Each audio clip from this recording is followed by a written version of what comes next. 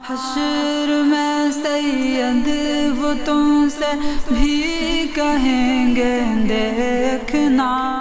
1 مہینے پہلے میں ٹریول کر رہا تھا دہلی کے لیے، آگرہ دہلی ایکسپریس وے جو ہوتا ہے اس پہ نماز کا وقت ہو گیا۔ میں وضو بنا کر نکلا ہوا تھا فجر کی نماز کے لیے، بٹ راستے میں مسجد ملی، تو میں نے ایک حدیث پڑھی ہوئی تھی، اس میں تھا کہ نبی علیہ السلام نفلی نمازیں جو ہے اس میں نے کلیئر بتایا بھی کہ نفلی نمازیں جو ہے اپنی سواری پر پڑھ لیتے۔ تو اب تو آج ہم گھوڑے اور روٹ پہ ٹریول نہیں کرتے، ہماری سواری آج کل بائک سی ہے۔ میں نے بائک پہ جو ہے نماز پڑھ لی، کیونکہ نماز مجھے چھوڑنی نہیں ہے۔ ہر ولاگ میں میسج پورٹری کرتا ہوں کہ آپ کو نماز کسی بھی حالت میں نہیں چھوڑنی، تو میں نے پڑھ لی نماز۔ بلاگر ہو تو ظاہر سی بات اپنی لائف کو کور کر کے ولاگز میں ڈالوں، میں نے ڈال دیا۔ ایک ہوتا ہے کسی کو مطلب صحیح چیز بتانا، اس کا ایٹیٹیوڈ الگ ہوتا ہے کہ بھائی یہ تم نے ایسے کر دیا، یہ غلط ہے، یہ ہے نہیں، حالانکہ یہ غلط ثابت بھی نہیں کر سکتے۔ یہ 8 سال مدرسے میں پڑھتے ہیں مگر ان کو دنیا کا اتنا بھی نہیں علم ہوتا ہے کہ جب باہر نکلتے ہیں تو رولز اینڈ ریگولیشنز کیا ہوتے ہیں۔ میں نے بائک پہ بیٹھے بیٹھے قبلہ کی طرف رک کر کے نماز پڑھ لیا، پھر کے پرست مولویوں کو پڑھ گئی چل اس میں۔ اب وہ میرے خلاف ویڈیوز پہ ویڈیوز بنا رہے ہیں، یہ گمراہ کر رہا ہے لوگوں کو۔ نماز پڑھ کر میں نے بتا دیا لوگ گمراہ ہو رہے ہیں۔ یہ کون سے قرآن اور سنت کی دلیل ہے؟ 5 وقت کی نماز فرض ہے نا، آپ جس حالت میں بھی آپ کو پڑھنی ہے۔ نبی علیہ السلام کی حدیث ہے جس میں نبی علیہ السلام نے فرمایا ہوا ہے اسلام از ویری سمپل، اور جو لوگ ماڈریشن والا راستہ اختیار کرتے ہیں نا وہی اس پہ آرام سے چل پائیں گے۔ جو ایکسٹریمسٹ ہوتے ہیں اپنے تکبر میں ایکسٹریم پر جاتے ہیں نا وہ اس پہ کامیاب نہیں ہو پائیں گے، اس پہ چل ہی نہیں پائیں گے۔ آپ لوگ وہی کام کرو، اتنے ایکسٹریمسٹ ہو اور اسلام کو اتنا ایکسٹریمسٹ کر کے دکھا دیا نا، سامنے والا آپ پہ ہنستا ہے اور کچھ نہیں۔ آپ کو یاد ہوگا کچھ دن پہلے پلمبر کے ایک پلے نے سوشل میڈیا پہ بائک پہ نماز پڑھتے ہوئے ایک ویڈیو ڈالی تھی اور لوگوں کو یہ درس دینے کی کوشش کی تھی کہ بائک پہ نماز گویا جائز ہے، قیام کی ضرورت نہیں۔ حالانکہ اس حدیث کا اور اس ویڈیو کا رد جو ہے ہم نے آلریڈی اپنے چینل پہ ایک فل ویڈیو بنا کے اس کا آپریشن کیا ہوا ہے، اور بھی احباب کی طرف سے جب اس کے اگینسٹ ویڈیو ڈالی گئی اور اس حدیث کے مفہوم کو صحیح بتایا گیا، خاص کر حافظ خواجہ عطاء الحق صاحب کی طرف سے جب اس کی زبان کھینچی گئی اور عوام اہل سنت نے جب اس کو کمنٹ میں بولا تو اس نے بلاک کر دیا کئی لوگوں کو۔ اور یہ ان لوگوں کا پیشہ بھی ہے کہ جب آپ ان سے کمنٹ میں کوئی سوال پوچھیں ان کی بتائی ہوئی حدیث یا مسئلے کے مطابق کہ یہ غلط ہے تو اس کے جواب دینے کے یہ اہل بھی نہیں ہے، یہ سیدھے بلاک کر دیتے ہیں۔ اسی بلاک کرنے کے بعد اس نے پھر الٹی سیدھی توبہ کر کے الٹی سیدھی ایک ویڈیو بنائی لوگوں پہ، جس میں یہ ظاہر کرنے کی کوشش کی گئی اس ویڈیو میں جو آپ نے سٹارٹنگ میں دیکھا کہ دین بہت آسان ہے، علماء نے اس کو بہت زیادہ مشکل کر دیا۔ اور اکثر مرزا پلمبر کے پلوں کی طرف سے یہ حدیث علماء کے رد میں بیان کی جاتی ہے کہ دین بہت آسان ہے، علماء نے اس کو مشکل کر دیا، اور اس حدیث کو بیان کر کے علماء اہل سنت عالموں کی نفرت عوام کے دل میں گھر کرنے کی کوشش یہ لوگ کرتے رہتے ہیں، جس کی ایک مثال یہ حدیث ہے۔ اور ساتھ ہی جیسے ہی وہ بائک والی ویڈیو کے اگینسٹ ویڈیو آئی تو یہ بندہ پوری طریقے سے پاگل ہو گیا اور فوراً سٹوری پہ سٹوری علماء کے خلاف لکھ کر پوسٹ کرنا، علماء کے خلاف ویڈیو ڈالنا، اس طریقے کی اس کی پوسٹ فوراً چالو ہو گئی، اور علماء کو ٹارگٹ کرنے کے لیے پھر یہ حدیث بھی کوٹ کی۔ اور آپ دیکھیں کہ ان کی حقیقت یہ ہے کہ یہ حدیثیں بھی رومن انگلش میں لکھ کے رٹ کے یاد کرتے ہیں، اور لوگوں میں یہ پھر علامہ بنتے ہیں کہ جیسے ان سے زیادہ قرآن حدیث کا جاننے والا کوئی اور ہے نہیں۔ سب سے پہلے اس حدیث کو سمجھیں گے، اور آپ لوگ کمنٹ میں آپ سے ایک سوال میں کروں گا، آپ اس کا جواب کمنٹ کے اندر ضرور لکھیں کہ نبی پاک نے فرمایا کہ دین بہت آسان ہے، اور جو کوئی اس میں سختی کرے، مشکل کرے تو دین ہی اس پہ غالب آ کے رہے گا، اور خوشخبری دو، نماز سے مدد طلب کرو وغیرہ اس کے آگے کے الفاظ ہیں۔ اور لوگوں کے اندر اس کا پہلا حصہ بیان کیا جاتا ہے کہ دین بہت آسان ہے، جو اس میں سختی پیدا کرے گا تو دین ہی غالب آئے گا۔ اس کو بیان کر کے یہ کہتے ہیں کہ دین تو بہت زیادہ آسان ہے، دیکھو علماء نے اس کو مشکل بنا دیا۔ تو یہ دین آسان ہے، اس کا کیا مطلب ہے؟ پچھلے دین اور پچھلی شریعت کے مقابلے دیکھا جائے تو ہمارا دین الحمدللہ اوروں کے مقابلے بہت زیادہ آسان ہے۔ اس کی آسانی کی کئی مثالیں ہو سکتی ہیں، بلکہ پورا سیشن بھی اس کے اوپر ریکارڈ کیا جا سکتا ہے کہ دین کے اندر کتنی آسانی ہے۔ چند مثالیں آپ یہ دیکھ لیں تاکہ آپ کو سمجھ میں آئے کہ پہلے کے دنیا کے اوپر کوئی ثواب دنیا داری پہ نہیں ہوا کرتا تھا دنیا کے معاملوں کے اندر، بلکہ دنیا سے دور رہ کر ہی شریعت پہ چلنے پر ثواب ہوا کرتا تھا۔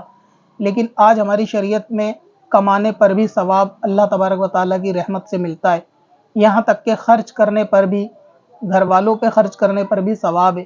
اور یہ دین اتنا آسان کیا گیا کہ اس کے اندر ایک ایک چیز پہ لاکھوں لاکھوں نیکیاں نامہ اعمال میں لکھنے کا اللہ تبارک و تعالیٰ نے اپنے پیارے مصطفیٰ صلی اللہ علیہ وسلم کے امتیوں کے لیے وعدہ کیا۔ تو یہ دین اس اعتبار سے بھی آسان ہے کہ پچھلی امت اور جو شریعت آئی تھی ان کے ثواب اور ان کے نامہ اعمال اور ثواب کے تعلق سے بھی اس میں آسانیاں ہیں۔ حالانکہ ان امتیوں کی عمر بھی کم ہوتی ہے، اس کے باوجود بھی ان کے نامہ اعمال جو ہیں وہ پچھلوں سے زیادہ چمکتے ہوں گے. اور اس طریقے سے دین کے اندر یہ دین اللہ تعالیٰ نے آسان کیا، سخت نہ کیا. اس کو ایسے بھی سمجھیں کہ پہلے گناہوں کی سزا ہاتھوں ہاتھ بھی ملا کرتی تھی، اور گناہوں کی سزا لوگوں پہ ظاہر بھی ہو جایا کرتی تھی، اور بہت سارے معاملات ایسے ہوا کرتے تھے امت کو ہلاک کرنے والے. اور آج ایسا بھی نہیں ہے. یہ بھی اس میں ایک آسانی دی گئی دین کے اندر کہ گناہوں پہ اللہ تبارک و تعالیٰ پردہ ڈال کے رکھتا ہے، اور معافی سے گناہ معاف بھی ہو جاتے ہیں، یہاں تک کہ شرک بھی اللہ تبارک و تعالیٰ معاف کر دیتا ہے. تو یہ امت کے اندر، دین کے اندر یہ آسانی رکھی گئی. دوسرا یہ کہ نمازیں صرف 5 ہے اور اس کے درمیان بھی بہت سارے ٹائم کا گیپ دیا گیا، تو یہ دین کے اندر آسانی رکھی گئی. جتنا بھی آپ کمائیں اس میں سے صرف 2.5% کی زکوٰۃ، اور وہ بھی سال میں ایک بار دی گئی، اور یہ بھی دین کے لیے آسانی رکھی گئی. آپ چاہیں ہفتے والے دن شکار کریں، اس میں بھی آپ کے لیے کوئی پابندی نہیں ہے پچھلی امت کی طرح، اور اس میں بھی آپ کے لیے آسانی دی گئی.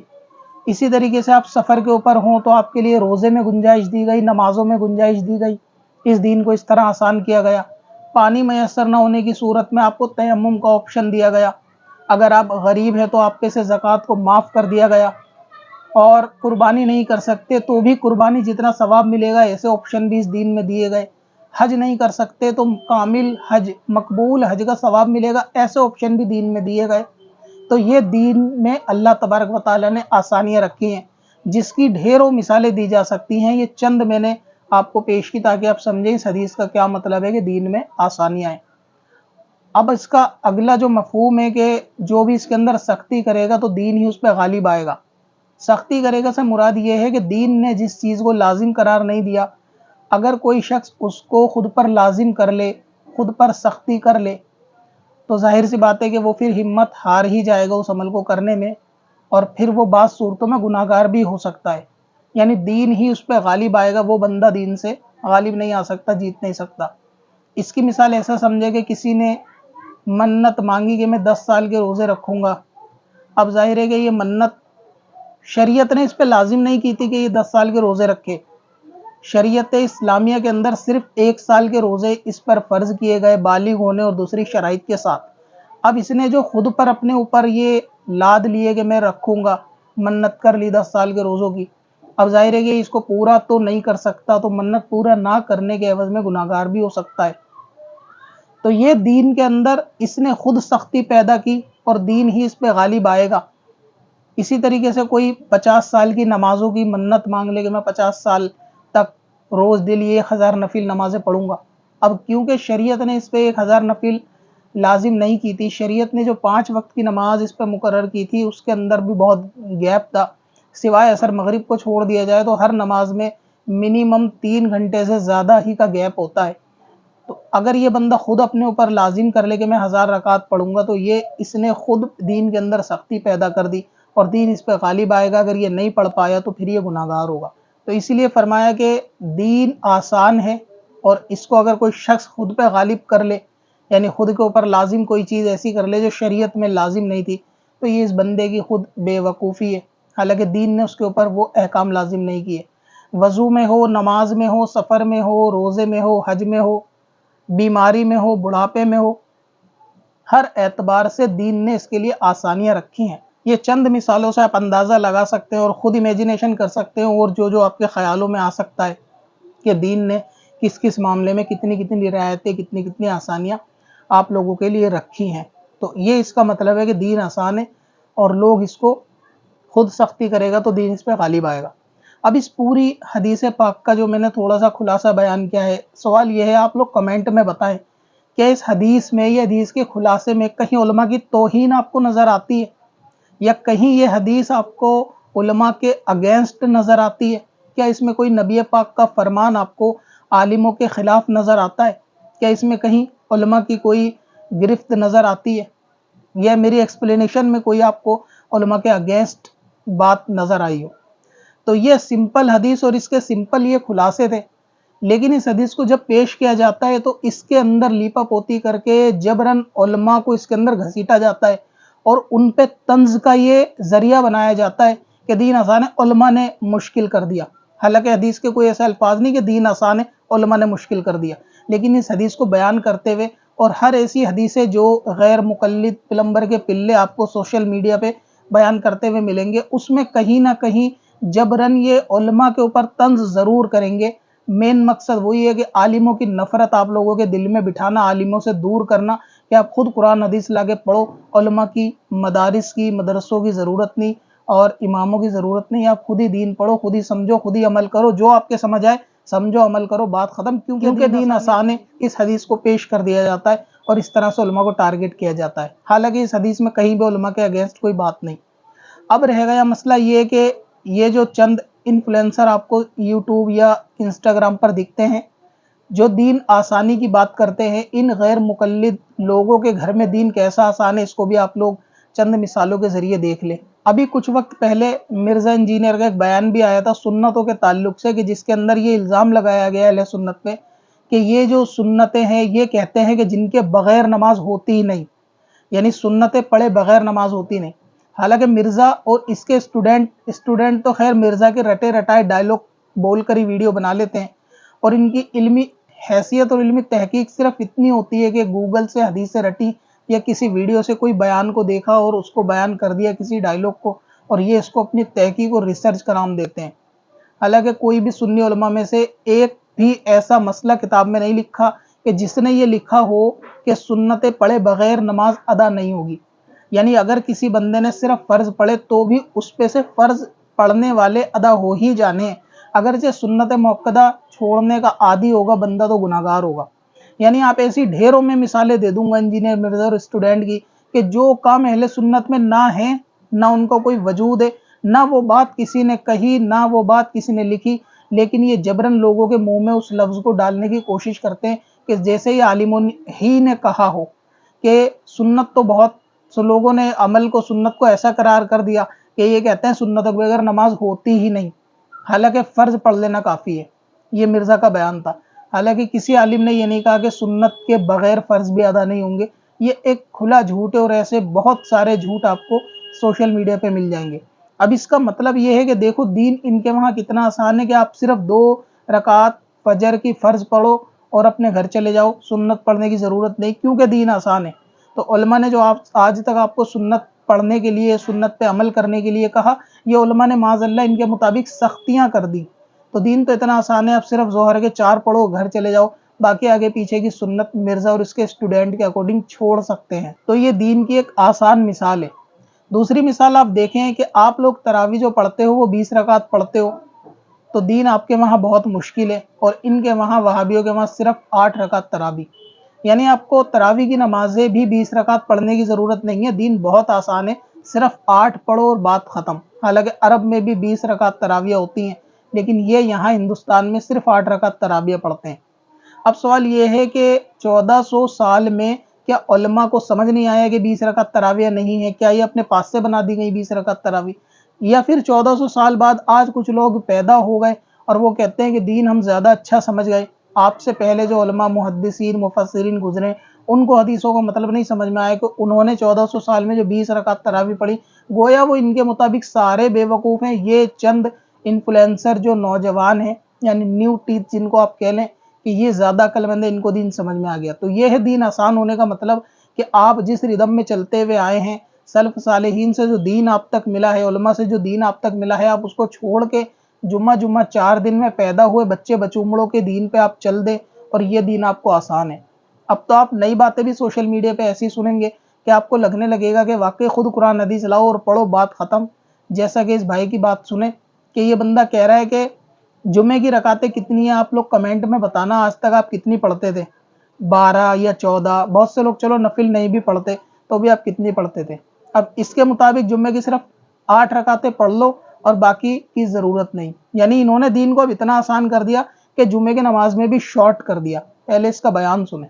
جمعے کی نماز میں ٹوٹل کتنی رکعتیں ہیں؟ تو یاد رکھیں جمعے کے دن جمعے کی نماز میں 2 رکعتیں ایسی ہیں جو فرض سے پہلے پڑھنا تاکیدی سنت ہے، جس کو اللہ کے نبی صلی اللہ علیہ وسلم نے خود فرمایا ہے کہ اگر جلدی تم مسجد آ جاؤ تو جتنی اللہ طاقت دے، جتنی توفیق دے، اتنی 2 کر کے 4 کر کے جتنی چاہو اتنی نمازیں پڑھو۔ اور اسی کے ساتھ پھر بعد میں 2 رکعت فرض نماز ہیں جمعے کی، پھر اس کے بعد اللہ کے نبی نے 4 رکعت نماز سنت بتائی ہیں فرض کے بعد جمعے کے دن۔ یہ دو کر کے ہی پڑھ سکتے ہو، یہ 4 اکٹھے پڑھ سکتے ہو، تو ٹوٹل ہو گئی یہ پوری 8 رکعت، اور یہ 8 رکعت یہی سنت ہیں جمعے کے دن، کیونکہ جمعے کا دن اسپیشل دن ہے اور اسپیشل دن پہ اسپیشل نماز پڑھی جاتی ہے۔ حدیث میں جمعے کی رکعت ہے ٹوٹل وہ 8 ہیں جو اللہ کے نبی سے ثابت ہیں، اور اللہ کے نبی نے اس پہ پوری کلیریفیکیشن دے دی ہے۔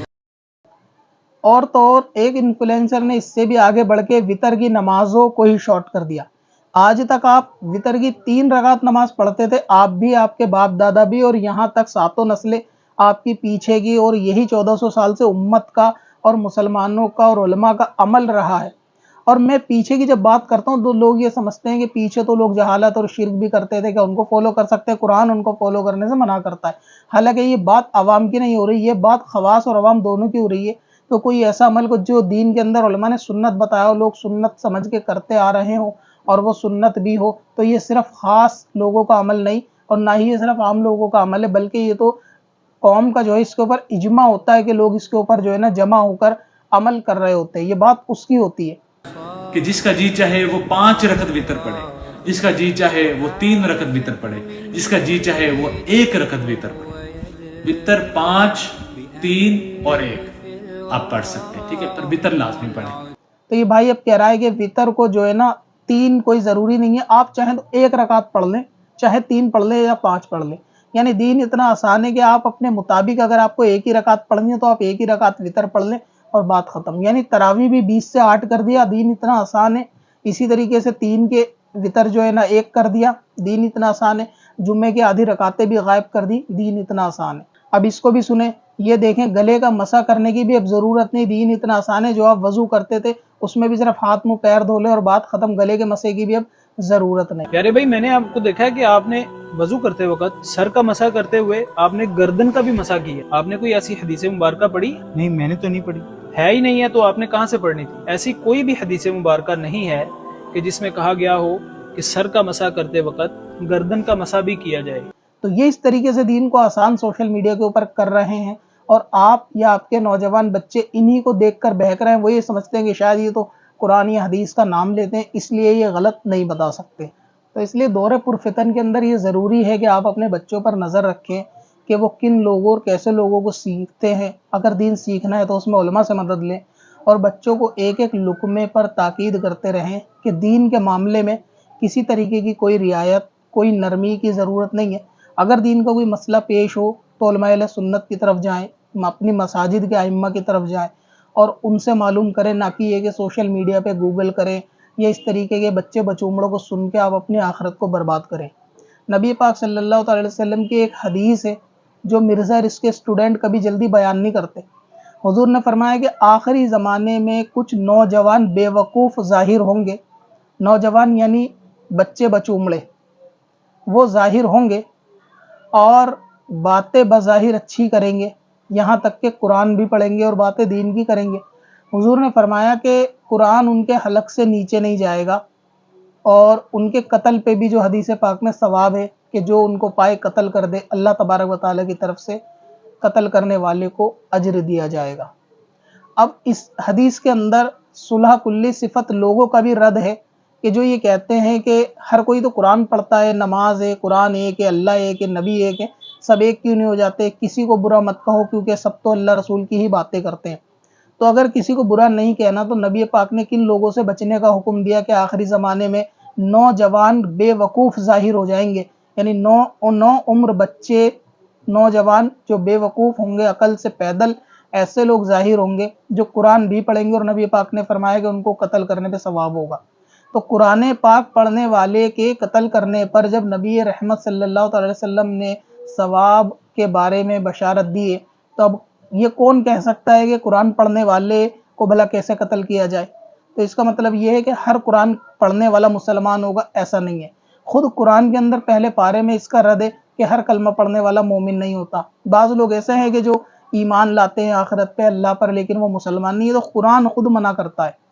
تو اس لیے یہ سوچنا کہ ہر بندہ جو ہے نا دین کی بات بتا رہا ہے، سب سے دین لے لو، اس طرح سب سے دین نہیں لیا جا سکتا۔ اور یہ بچے بچومڑے جو آخری زمانے میں، جیسا کہ ایک اور حدیث پاک کے اندر ہے کہ جاہلوں کو لوگ اپنا پیشوا بنا لیں گے اور یہ خود بھی گمراہ ہوں گے، لوگوں کو بھی گمراہ کریں گے، اور آپ ایسی ان سے باتیں سنو گے کہ جو آپ کے باپ دادا نے بھی پہلے نہیں سنی ہوں گی۔ اور آج وہی آپ دیکھیں گے سوشل میڈیا پہ लोग इस तरीके की वितर 1 रकात पढ़ लो, जुम्मे में आधा जुम्मा पढ़ लो, सुन्नतें पढ़ने की ज़रूरत नहीं है, और इस तरीके की बातें सोशल मीडिया पे आपको दर्जनों इस तरीके के बच्चे आपको मिल जाएंगे जो दीन की तबलीग कर रहे होंगे। तो इसलिए आप बिल्कुल ताकीद करें और हर किसी से इस तरीके से दीन लेने से बचें। अहले सुन्नत मसलक आला हज़रत को मजबूती से थामे रखें और अपने बच्चों को भी दीन के अंदर, अकीदों के अंदर जो है ना पुख्तगी दिलवाएं, सिखाएं, बतलाएं। अगर उनके दिल में कोई डाउट हो किसी मसले को, किसी अकीदे को लेकर, तो आप उनकी बात को सुनें, उलमा से उनका राबता कराएं और उसके बाद उनका जो शक शुबा हो उसको दूर कराएं।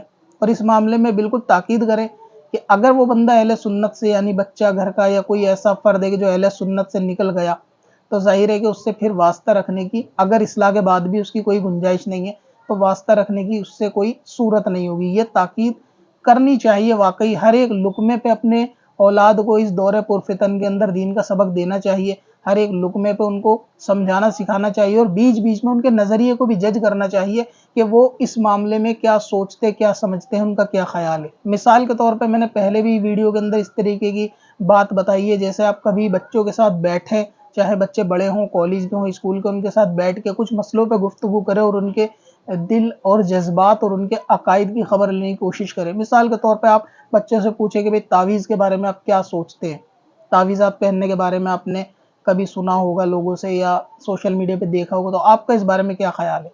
तो वो फ़ौरन आपको अपने ख्याल का इजहार बता देंगे कि हम तो तावीज़ को जायज़ समझते हैं, नाजायज़ समझते हैं। नाजायज़ समझते हैं तो क्यों, कि फ़लाँ हमने वीडियो देखी थी, उसमें हदीस में तावीज़ शिर्क है, वो बयान करेंगे, जिससे आपको फ़ौरन अंदाज़ा हो जाएगा कि बच्चा किस राह पर है। या उससे पूछे कि हम जो इसाले सवाब करते हैं, नियाज़ फातिहा करते हैं, बेटा हम ये क्यों करते हैं, इसके बारे में कोई पूछेगा तो आप क्या जवाब दोगे? क्या ये गैरुल्लाह का खाना क्या होता है, शिर्क क्या होता है? तो ये सब बातें जब आप बच्चों से बैठकर डिस्कस करेंगे उनके साथ, लेकिन आज तो बाप को ही टाइम नहीं मिलता, मोबाइल और ग्रुप जो है ना वो व्हाट्सएप का चल रहा होता है और ख़ानदानी ग्रुप होता है, उसके अंदर बातें चल रही होती है, तो पूछेंगे क्या? बच्चा अलग बैठ के बातें कर रहा होता है, बाप अलग बातें कर रहा होता है, तो पूछेगा कौन? सबसे बड़ा मसला तो यही है कि सोशल मीडिया लोगों के हाथ में, तो उन्होंने इस तरीके से बातें करना ही ख़त्म कर दी। एक बिस्तर पे 2 लोग भी बैठे होते हैं तो दोनों अपने अपने मोबाइल में जो है ना मसरूफ़ होते हैं, उनको ख़बर ही नहीं होती कि सामने वाले का अक़ीदा और नज़रिया क्या है। तो इसीलिए लोगों के नौजवान जो है ना, आज लोग जो बहक रहे हैं, उसकी ख़ास वजह यही है कि आप बच्चों से उनके बारे में मालूम नहीं करते, अक़ीदे के बारे में, इस दौरे पुरफ़ितन में उनके दीन के बारे में क्या ख़यालात हैं, उनको जानें, मालूम करें और उनको सिखाने की कोशिश करें और अक़ाइद अहले सुन्नत से वाकिफ़ कराएं। ये जो बच्चे बचूमड़ा सोशल मीडिया पे हैं, ये भी पहले सुन्नी ही थे और इनके माँ बाप तो शायद आज भी सुन्नी होंगे, लेकिन ये सोशल मीडिया देख कर ही अक़ीदे से बिगड़े। तो ऐसा नहीं है कल को आपका बच्चा नहीं बिगड़ सकता, जो बिगड़े हैं वो भी कल तक अच्छे ही थे, अचानक से बिगड़े। तो इस तरीके से ये जहालत किसी के भी घर में अंधेरा कर सकती है। तो सबसे ज़्यादा ज़रूरी यही है कि दीन से मुतालिक बात करते रहें और बच्चे के अक़ीदों की खबर लेते रहें। चल तुझे भी बख्शवा दूं, तेरी बारी आ